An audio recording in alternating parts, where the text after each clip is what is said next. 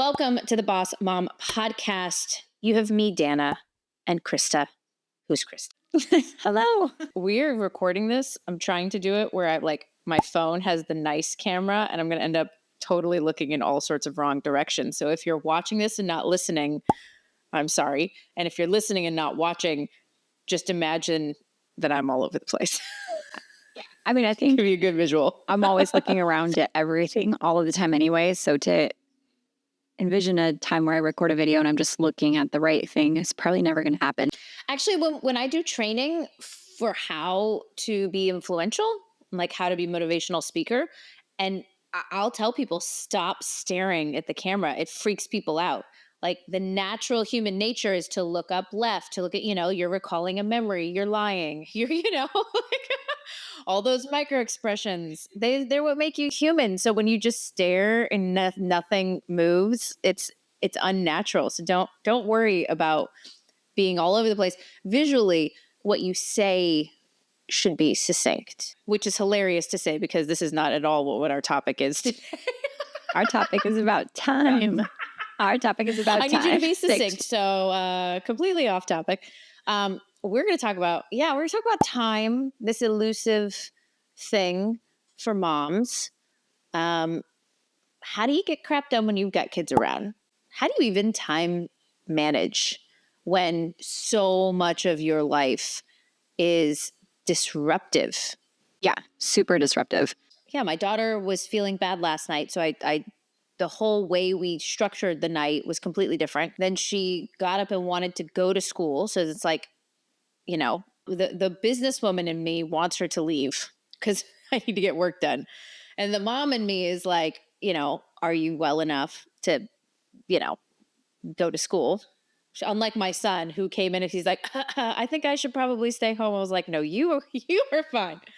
But yeah, like just now, even today, I'm in all of these meetings, but I've got this 20% of my brain that is wondering whether or not I'm going to get a call that she's home, which means that she has to be home tomorrow.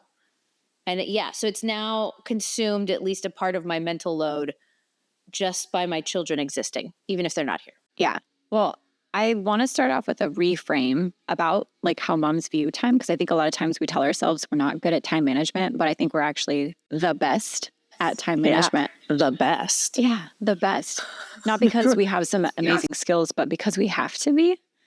Like, you just have to figure it out. And I had a similar kind of morning. I didn't have any sick kids this morning, but we had the random 2-hour delay for everybody. Yes, to live in wintry places. It wasn't even for that. No? No, it was something that they decided last week. This is a whole off story that I will not tell, but it has to do with a chemistry class and kids eating ammonia.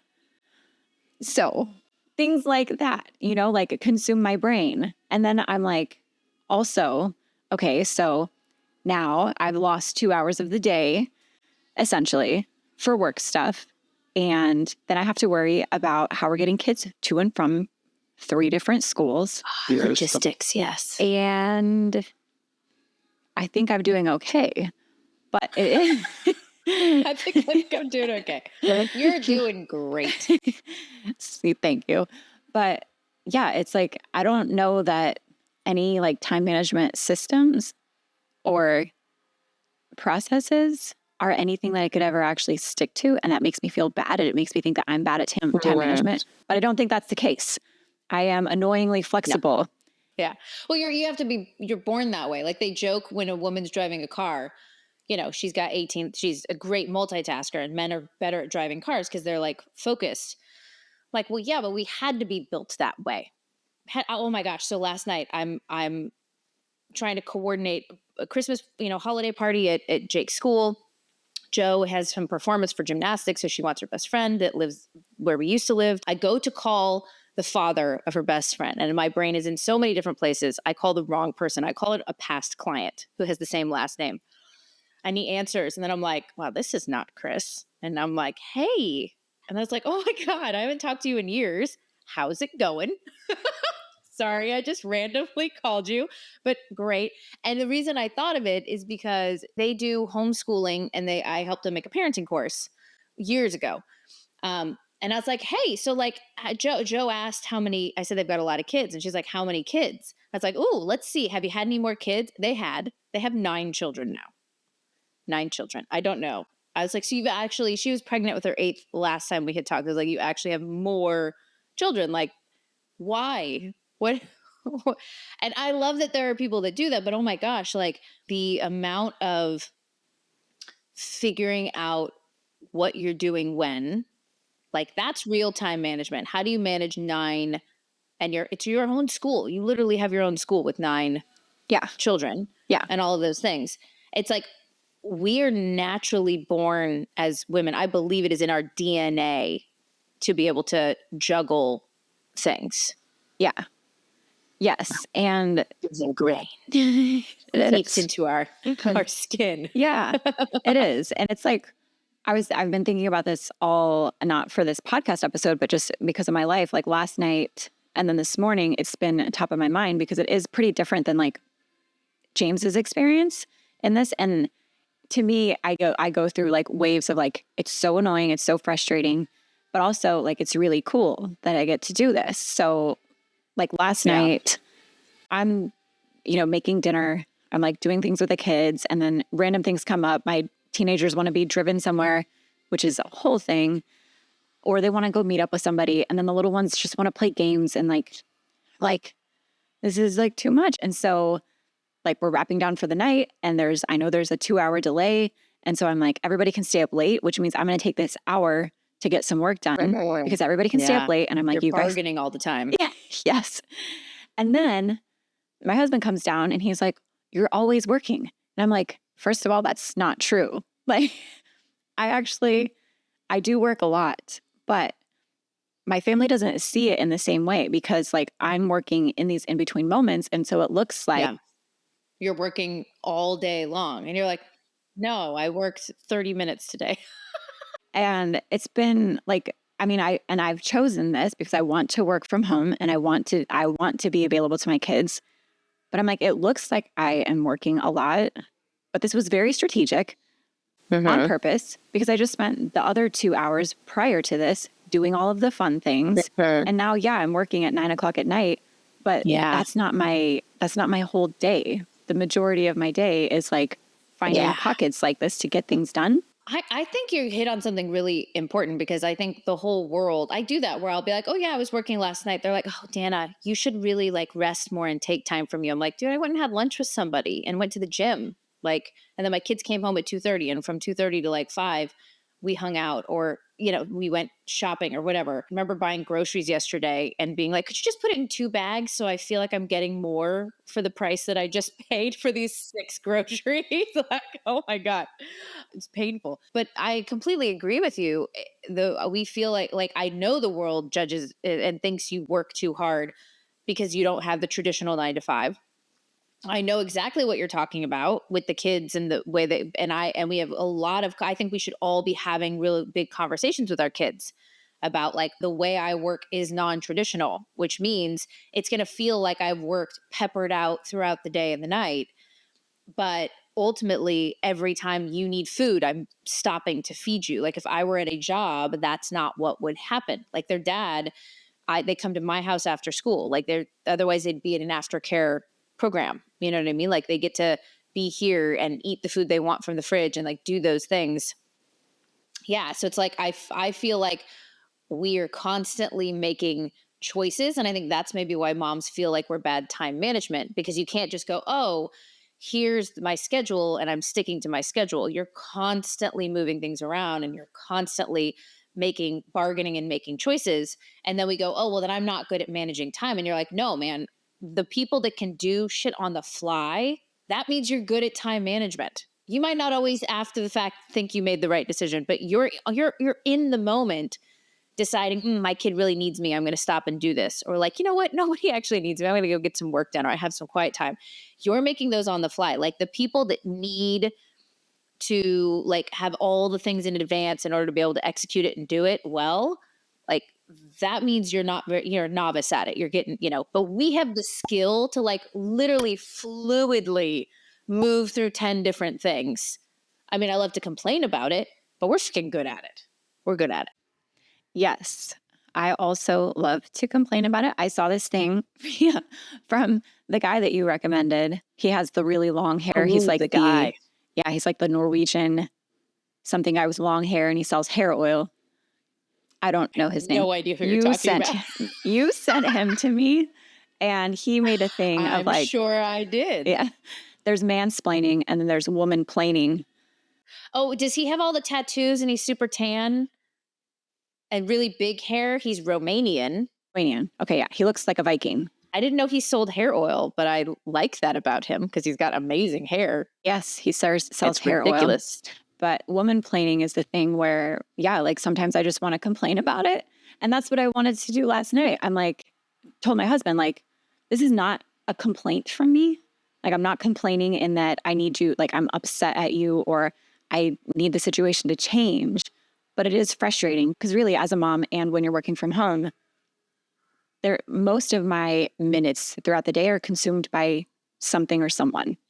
So it's really rare for me to like. Boredom is not something we feel. And if we have it, it's not boredom. It's not doing something because we're vegging out and then we feel guilty about it. So I'm like, this is not me like telling you I want this to change or like I need to stop working or anything. It's just that when I get to the end of the day, after I very intentionally carved out pockets for work, carved out pockets for family, carved out pockets for you, carved out pockets for me, to be told all you do is work is like very makes you want to. That's the thing that makes me a sharp object. And yeah, I show up on the news. Okay, so if you could just not do that, I would appreciate it. If you could just tell me you look really pretty when you work. So yeah, I would probably get it done faster because then I would want to, go be pretty not working or something.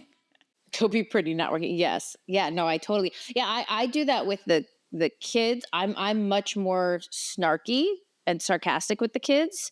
So if they say something like, "Mom, are you working again?" and I'll be like, "Dude, I know where you live. Like, I'm going to come in the night and enact my vengeance." I was like, I do not work all the time and you and I both know it. And you're just trying to make me feel guilty and get something from me. What do you want? What do you want? You crazy little human being. And then they'll look at me. And of course they're like, well, I was hoping we could go to the grocery store and like get some ice cream. And I'm like, uh-huh. Well, there's a better way to do that. Tell me I'm smart and amazing and come and give me a back rub and then maybe I'll consider it. You'll jerk face telling me I work too much. Like that is my approach. So me and the kids have a very snarky, like I know where you live sort of scenario, which is not how everybody approaches that. But I let me say, you're married and you have an absorbent amount of children. It's just I don't even understand it. I mean, I love all your kids. I'm so glad they exist, but it baffles me having two seems like I don't know how you do more. I do not live with somebody. I am not married. I have a great co-parenting situation where I have nights off. I recognize that you are privileged in the fact that you have somebody doing it with you and in this commitment and you love each other. I don't have that same thing, but I also get nights where I can do whatever I want, multiple nights week. So I feel very privileged. And it's a good co-parenting scenario. I tell people like don't get divorced for the alone time because in most scenarios you are not going to have the really good co-parenting situation that I have. But I will say one of the things that I don't have to do that I do not envy you for because I know how moms parent. I know how you manage your time. And I actually think we're really good at moving between snacks and work and things, even when we don't feel like we are. Exponentially better than anybody else. The moving between mother and business, I think we can get a handle at that. Moving between motherhood and woman and wife, moving between business and woman and wife, and then merging all three of those. I don't know how anybody can juggle those. Like I don't have somebody here with me. Nobody questions my parenting. Nobody questions how we eat, where we spend our time, when we do things. I don't have anybody's opinion to worry about. I don't have somebody telling me like, hey, you're working at night, like come to bed and make out with me. I don't have any of those things. Like I fall asleep with my computer in my bed sometimes and I love it. We have a great relationship. Wait, that sounded wrong. I didn't mean it the way that a man would mean it. I immediately said that I was like, oh, if I was a guy, that would imply something that is not what I meant. Something different. We're leaving this in. But that was funny. That's it. But you know what I mean? Like, I don't know. I don't know. Like from a time management, I don't know. How do you be a wife? Yeah. I mean, I'm lucky, I think, in that I really like my husband. Like, I really like my Well, you husband. have 5 children, so I feel like there's at least some sort of liking there. Yeah, I really like him. Like, I like him as a person. And so I look forward. I mean, I love finding pockets of time to do things as much as I get annoyed when he's like, find more pockets of time to not work. I also know that this is a short season of my life and I'm in the peak chaos because we have 3 teenagers and 2 young kids. And so I just look forward to the day where we have more time. And I'm like, can we just stay on the same page of like, we just got to do what we got to do our best. Like my daughter sent me that picture. You're doing your best, mom. Do your best. And all I can think of is this guy who says you're doing your best. And sometimes your best is not that great. So she didn't put that in there. And she just thought it was like a cute little heart picture. She love can't it. read it. Oh my God. By the way, there's a comedian, John Mulaney. He was a writer on Saturday Night Live. Hilarious. I love him. And he does this one where he's like, I don't have a driver's license. I don't have to drive. He's like, so I finally at like 26 decided to get a driver's license. And he's like, so we get it, and I'm driving and I'm a horrible driver, you know? And he's like, and I switch lanes. I didn't want to, like I'm cutting people off. And he goes, and this car drives by me, you know, and looks me straight in the eye. And I just looked over and gave the look like, I also don't want to be doing this. I'm just a 26-year-old man doing his best. I was like, I feel like, yeah, so it's like, I'll say that sometime. Like, I'm just a 43-year-old mom doing her best. I also don't want to be here doing this. So, I mean, that's part of, I think, how I get through the frustrations of how hard it can be sometimes to like manage the time and like do all of the things and make sure that everyone in my life feels like they're important and taken care of.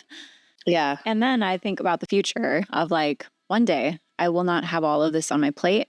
And imagine how much I'm going to be able to do then, like in a different kind of way. Because a lot of parenting is stuff that's really not that fun. I'm out of like diapers and bottles and I'm out of that stage, but like cleaning bathrooms and making dinner. Well, I do think it's interesting of the idea that life is fun. There's a lot of talk right now because there is basically, I think, and I was just looking at a book and some things as we're doing some research for the Boss Mom book, the new version of it that'll come out May next year. This idea that there's this unpaid cost for moms. You know, I have started to have that conversation, like, should we be paid for those things? But the interesting conversation in the book and the article that I was looking at, because it got pitched to come on the podcast, actually, which I think I want to say yes, but I want to tell them, like, I'm going to argue the point. You have to be willing for me to play devil's advocate in this, because the idea is like there's this huge burden on us to feed our children and do this stuff, and this is unpaid labor. And I'm like, yeah, that's true, but we all commit to that. Like I commit to feeding myself, and by the way, I have to commit to feeding myself food that actually nurtures my body, not is unhealthy. Like, man, that takes willpower, you know. And I have to decide to work out or do things that are healthy. I have to cultivate relationships and call people that maybe I'm too busy to call so that they know that I love them. I have to do certain things. Like that life is not fun.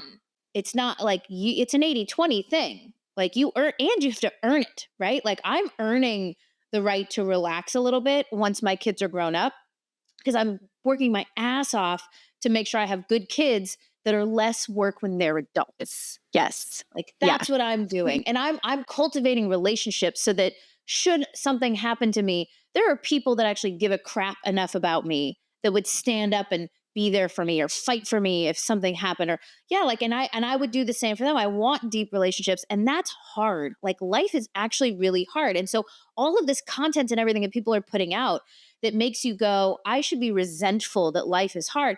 To me, it's like, why would you do that to yourself? Because then we're all just really resentful when life was going to be freaking a pain in the butt. Like, I don't want to clean all the time. I don't like that things keep getting dirty. I just did that last week. I cleaned the miscellaneous drawer. Why is it full again? Yeah. Why? Yeah. What did we buy to put in there? Yeah.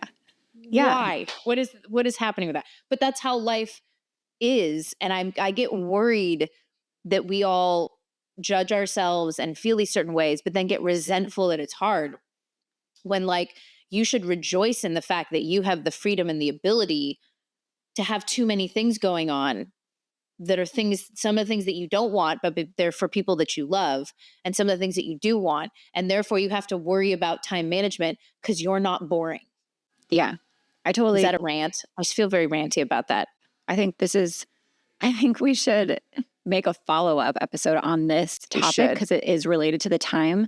But I totally agree because, yeah, like I can spend, and I have spent unintentionally, lots of years and months being like, why is this my life? This is so boring. Not even like boring, but like resentful. I think resentful is the word. Yeah, because it's just logistics and stuff. There's no purpose, or it doesn't feel that way. That's not true. Your children are a very purposeful endeavor. It's like building a house. Yeah. Yes. And yeah, I struggled to get on board with the idea that like moms should be paid for the choices that they made to have kids. First of all, Yeah. you had them and that's just part of it. But Yeah. And by the way, I want to say, like, I am a single parent, and my business was not making enough money to support myself. I was putting all the money back into the business when I got a divorce. I don't know why, but I made the decision to not take any money. I've never been paid child support or alimony, any of those things. We made a clean split. Basically, he agreed to not take any of percentage of my company, and we, it was very amicable. And I was like, yeah, I'll keep 100% because I know how big Boss Mom's going to be, or was going to be, and all the money that it would make. And I didn't want to owe that to him later on. And so I like full on had to figure out how the hell to like all of a sudden flip the way I was running my business. I just want to be clear too, that when everybody's like, yeah, but Dana, you don't understand. I'm a single mom. That like, I totally get that. But I do understand that, like, oh my gosh, for a good year, I was like, I gotta like pay rent by myself and figure all those things. And I live in Southern California. Like, that is no small thing, but you figure it out. And I'm really proud of figuring that out. And everybody listening should be proud of just the freaking getting your kids to gymnastics and, soccer practice and all of those things, like, just for not running away. I think we should all be impressed with ourselves for not just abandoning our children. yes. And yeah, yeah. And to go back to like kind of the beginning of like reframing it of like, we're so bad at time management to being like, no, we're really great at time management. And instead of focusing on, because I've totally done this too, it's like focusing on everything that I'm not doing or everything I'm doing too much of. Like, I also have learned to really love and sometimes feel a little bit bad when I look at the other end of it of like, how much time am I actually spending with my kids? Like, I'm choosing to drive them to and from school. Like, I'm getting a good like 30 minutes a day of like quality talking time with my teenage daughter, which is super important.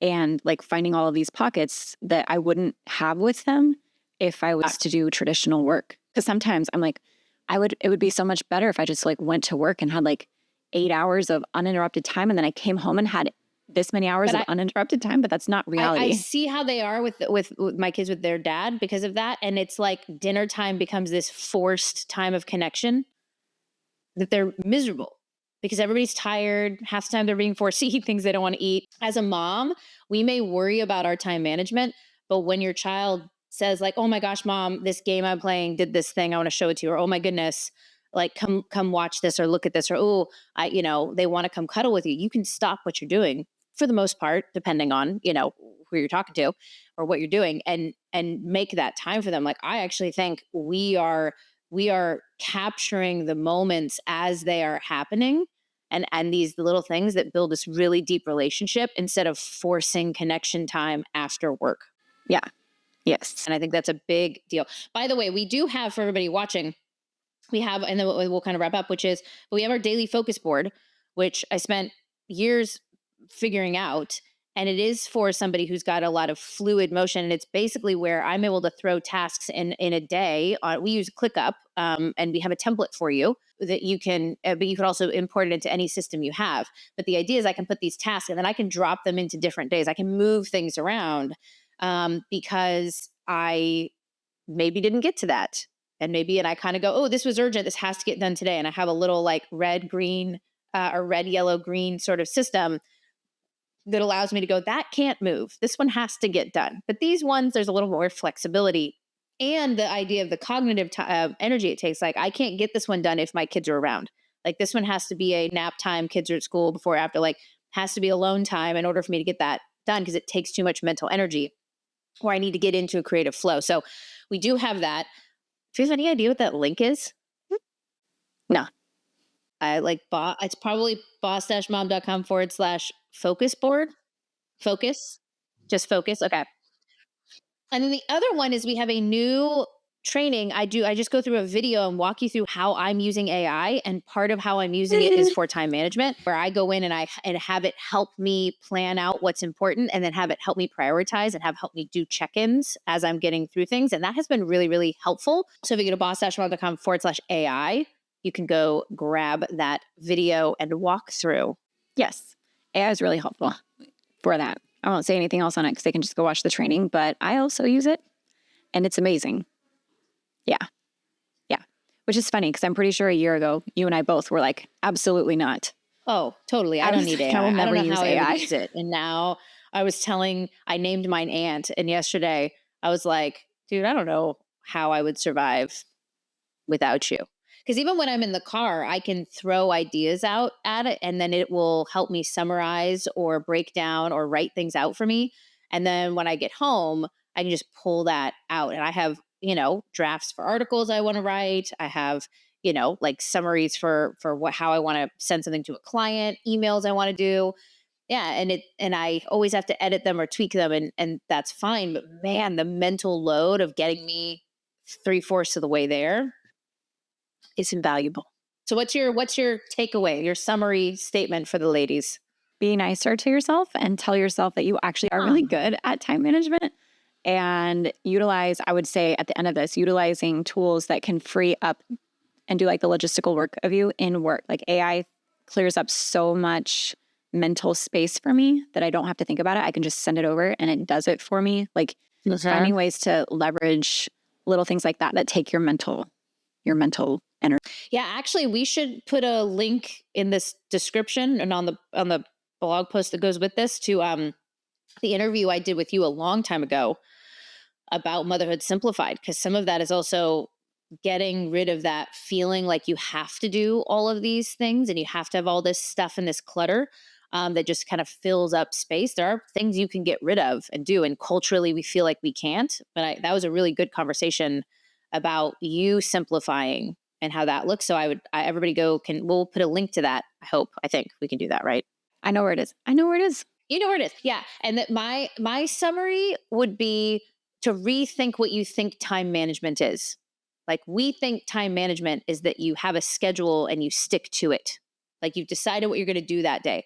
And I would tell you time management is just like that. It's management, which means it's fluid, constantly changing. Things are moving around.